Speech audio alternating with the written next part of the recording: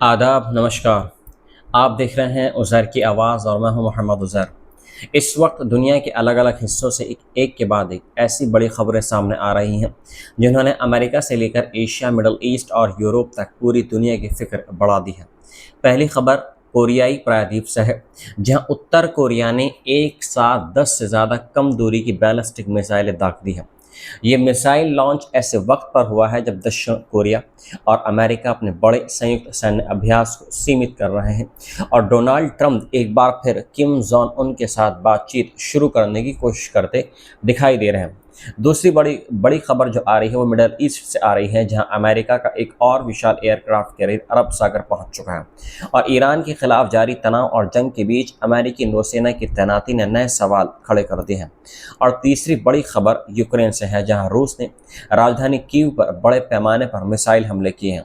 इसमें कई लोगों की मौत हुई है, दर्जनों घायल हुए हैं और रिहायशी इमारतों के साथ साथ बच्चों के अस्पताल तक नुकसान पहुंचने की खबर सामने आई है। तो आखिर उत्तर कोरिया ने ट्रंप के कदम के बावजूद मिसाइल क्यों दागी है? अमेरिका एशिया से अपना एयरक्राफ्ट कैरियर हटाकर मिडल ईस्ट क्यों भेज रहा है?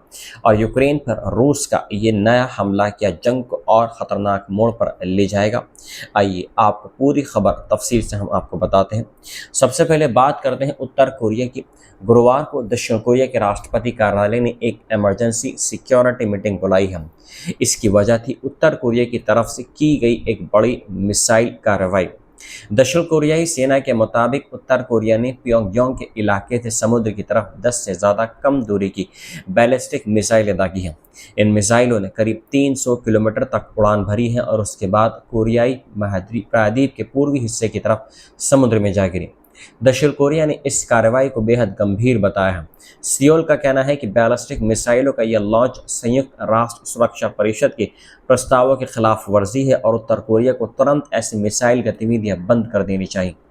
मिसाइल लॉन्च के बाद दक्षिण कोरिया के राष्ट्रपति कार्यालय, रक्षा मंत्रालय और सैन्य अधिकारियों ने हालात का जायजा लिया और आगे की सुरक्षा तैयारियों पर भी चर्चा की है। लेकिन इस खबर की सबसे दिलचस्प बात सिर्फ मिसाइलों की संख्या नहीं रही।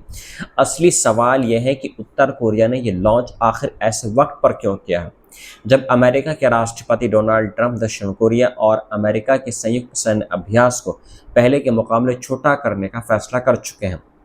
दरअसल दक्षिण कोरिया और अमेरिका हर साल बड़े संयुक्त सैन्य अभ्यास करते हैं।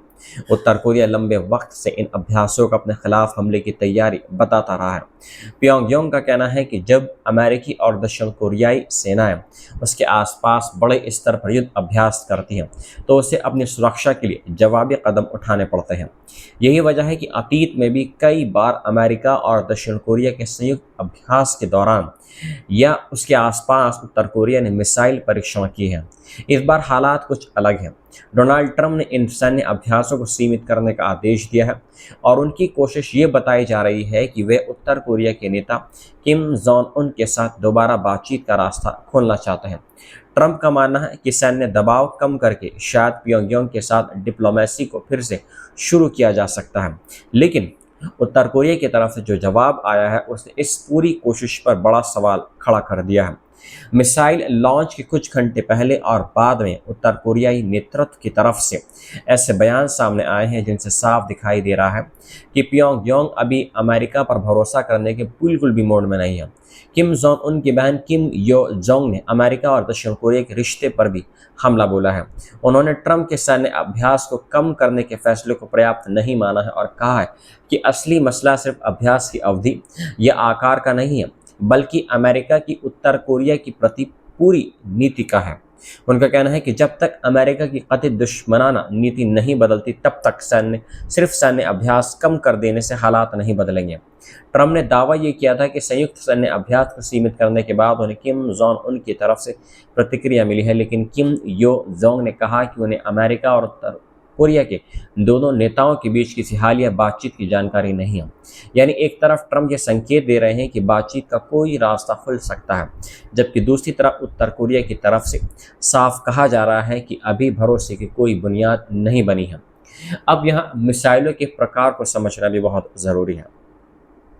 दक्षिण कोरियाई रक्षा मंत्री हाउ यू बैंग ने सांसदों को बताया कि इन कम दूरी की बैलिस्टिक मिसाइलों को 600 मिलीमीटर के मल्टीपल रॉकेट लॉन्चर सिस्टम से जोड़ा जा रहा है।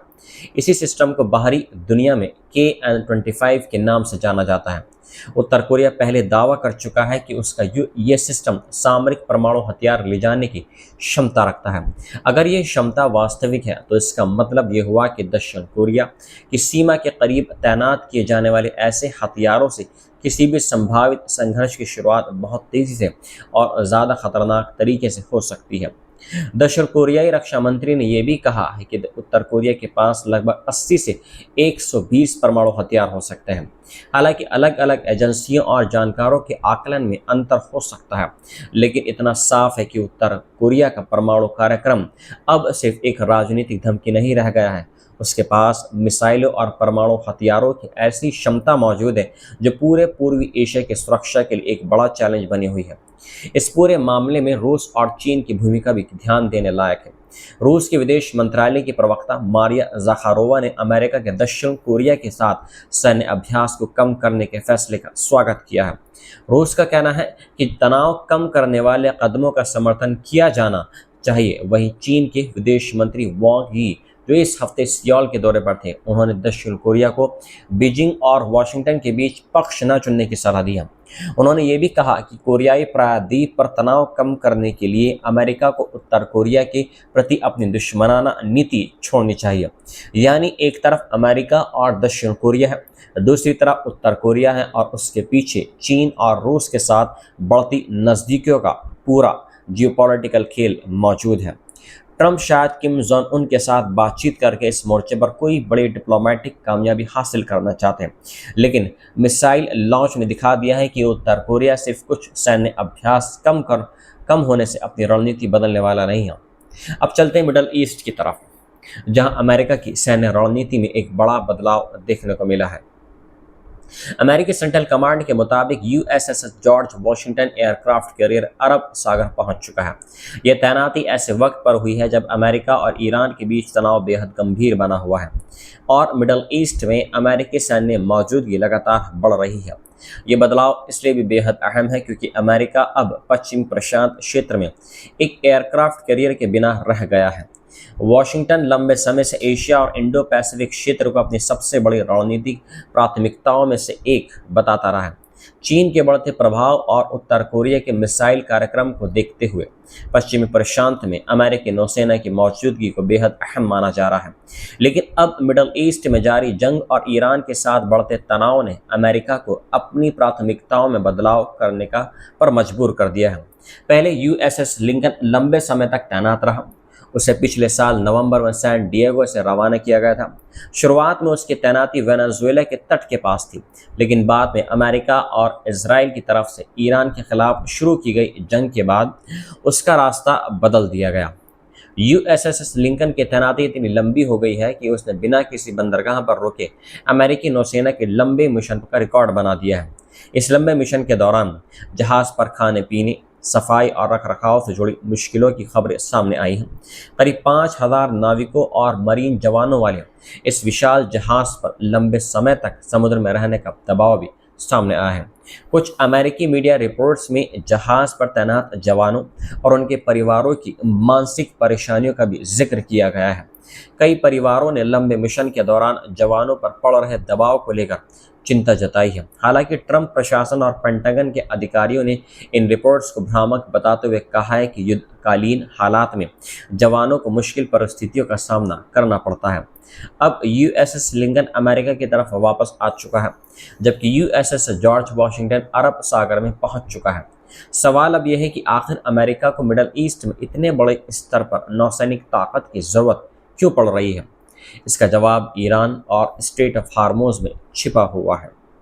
दुनिया के सबसे अहम समुद्री व्यापारिक रास्तों में शामिल हार्मोज को लेकर तनाव लंबे समय से बना हुआ है। ईरान लगातार ये कहता रहा है कि वे इस इलाके में अपना प्रभाव बनाए रखेगा। अमेरिका दूसरी तरफ समुद्री यातायात को सुरक्षित रखने और ईरान पर दबाव बनाए रखने की कोशिश कर रहा है। अमेरिकी सेंट्रल कमांड के एक प्रवक्ता के मुताबिक अमेरिकी सेना ने इस जल मार्ग से 1300 जहाज़ों को गुजरने में मदद की है। यह आंकड़ा बताता है कि इस समुद्री रास्ते की अहमियत कितनी ज़्यादा है। तेल, गैस और दूसरे व्यापारिक सामान का बड़ा हिस्सा इसी क्षेत्र से होकर गुजरता है। अगर यहाँ लंबे समय तक कोई गंभीर रुकावट पैदा होती है तो इसका असर सिर्फ मिडल ईस्ट तक सीमित नहीं रहेगा, बल्कि पूरी दुनिया की अर्थव्यवस्था पर पड़ सकता है। इसी बीच डोनाल्ड ट्रंप ने ईरान के खिलाफ एक बेहद सख्त आर्थिक कार्रवाई का ऐलान किया है। ट्रंप ने इसे एक तरह की आर्थिक लड़ाई बताया है और कहा है कि जो देश ईरान के साथ व्यापार करेंगे उन्हें गंभीर आर्थिक नतीजों का सामना करना पड़ सकता है। ईरान के विदेश मंत्री अब्बास अराक्ची ने ट्रंप के इस ऐलान को ध्यान भटकाने की कोशिश बताया है। उनका कहना है कि इस तरह की रणनीति अमेरिका के लिए और मुश्किल पैदा कर सकती है। सबसे बड़ी बात यह है कि अमेरिका और ईरान के बीच बातचीत फिर से शुरू होने के कोई साफ संकेत अभी तक दिखाई नहीं दे रहे हैं। दोनों देशों के बीच जंग को स्थायी रूप से ख़त्म करने के लिए पहले जो समझौते की कोशिश की गई थी उसकी अवधि ख़त्म हो चुकी है और फिलहाल नए दौर की बातचीत का कोई ठोस रास्ता सामने नहीं आया है। यानी अमेरिका एक साथ दो बड़े क्षेत्रों में दबाव महसूस कर रहा है।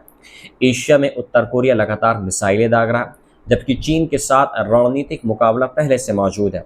दूसरी तरफ मिडल ईस्ट में ईरान के साथ तनाव और समुद्री रास्तों की सुरक्षा अमेरिका को अपनी सैन्य ताकत उस क्षेत्र में भेजने पर मजबूर कर रही है। और अब तीसरी बड़ी खबर यूक्रेन से गुरुवार की सुबह रूस ने आ रही है। गुरुवार की सुबह रूस ने यूक्रेन की राजधानी कीव पर बड़े पैमाने पर मिसाइल हमले किए हैं। धमाकों की आवाज़ कई इलाकों में सुनी गई, रिहायशी इमारतें ख़त्म हो गई, आग लग गई और कई जगह लोगों के मलबे में फंसे होने की खबर आई है। कीव के मेयर विताली क्लिचको के मुताबिक योस्लोमिस्का की इलाके में 9 मंजिला रिहायशी इमारत का एक हिस्सा ढह गया और उसमें आग लग गई। इस इलाके में बच्चों के एक अस्पताल को भी नुकसान पहुंचा है। अस्पताल की खिड़कियां टूट गईं और आसपास खड़ी गाड़ियों में आग लगने की खबर सामने आई है। यूक्रेन की इमरजेंसी सर्विस के मुताबिक इस बड़े हमले में कई लोग घायल हुए और रेस्क्यू टीमें मलबे में फंसे लोगों को निकालने में जुट गई है। रिपोर्ट्स के मुताबिक कम से कम 16 लोगों की इसमें मौत हुई है, जिनमें कीव में 15 और आसपास के कीव क्षेत्र में एक व्यक्ति शामिल था। यह हमला करीब 9 घंटे तक चला है। यूक्रेन की वायुसेना का कहना है कि रूस ने कम से कम 44 मिसाइलें दागी हैं, जिनमें से 39 को मार गिराने का दावा किया गया है। हालांकि रूस की तरफ से अलग दावा भी किया गया है। मॉस्को का कहना है कि उसने सैन्य, औद्योगिक ठिकानों, ट्रांसपोर्ट और लॉजिस्टिक सेंटरों तथा गोदामों को निशाना बनाया है। यही इस जंग की सबसे बड़ी सच्चाई है। एक तरफ रूस कहता है कि उसके निशाने सैन्य ठिकाने हैं, जबकि यूक्रेन का कहना है कि हमलों में रिहायशी इलाके, नागरिक ढांचे और आम लोग प्रभावित हो रहे हैं। दोनों तरफ से अपने अपने दावे हैं, लेकिन ज़मीन पर इसका सबसे बड़ा खामियाजा आम लोगों को भुगतना पड़ रहा है। इस हमले के बाद पड़ोसी नेटो देशों ने भी सुरक्षा बढ़ा दिया। पोलैंड ने अपने एयर डिफेंस सिस्टम को सक्रिय कर दिया है और ख़ासतौर पर यूक्रेन की सीमा के करीब हवाई क्षेत्र की सुरक्षा के लिए विमान तैनात किए हैं। रोमानिया ने भी सीमा के पास हवाई गतिविधियों को देखते हुए आसपास की जो प्रतिक्रिया हैं उनको और एक्टिव कर दिया है। रिपोर्ट्स के मुताबिक ये ड्रोन रोमानियाई हवाई क्षेत्र में दाखिल हुआ और बाद में गैर आबादी वाले इलाके में गिर गया। रूस और यूक्रेन की जंग अब सिर्फ दोनों देशों की सीमाओं तक सीमित नहीं दिखाई दे रही है। हर बड़ी मिसाइल या ड्रोन हमले के बाद नाटो देशों की सुरक्षा एजेंसी अलर्ट पर आ जाती है। यही वजह है कि यूरोप में इस बात की चिंता लगातार बनी हुई है कि कहीं कोई मिसाइल, ड्रोन या दूसरा सैन्य उपकरण गलती से किसी नाटो देश की सीमा में बड़ी तबाही न मचा दे। यूक्रेन के सामने सिर्फ जंग का मोर्चा नहीं है, बल्कि घरेलू सियासत भी दबाव में दिखाई दे रही है। यूक्रेन की संसद ने येवहेनी खामारा को नया रक्षा मंत्री मंजूर किया। उन्हें बड़े बहुमत से समर्थन मिला है। खामारा खुफिया तंत्र से जुड़े रहे और यूक्रेन की सुरक्षा सेवा के विशेष ऑपरेशन यूनिट में भी अहम भूमिका निभा चुके हैं। उनकी नियुक्ति ऐसे वक्त पर हुई है जब यूक्रेन के पुराने रक्षा मंत्री मिखाइलो फेदोरोव को जुलाई में हटाया गया था। इसके बाद उन्होंने युद्ध के दौरान चुनाव कराने की बहस को हवा दी। उनका कहना है कि देश को गवर्नेंस के एक बड़े संकट का सामना करना पड़ रहा है, लेकिन यूक्रेन में युद्धकाल के दौरान चुनाव कराने पर कानूनी रोक है। रूस के पूर्ण पैमाने पर हमले के बाद से देश में चुनाव नहीं हुए हैं।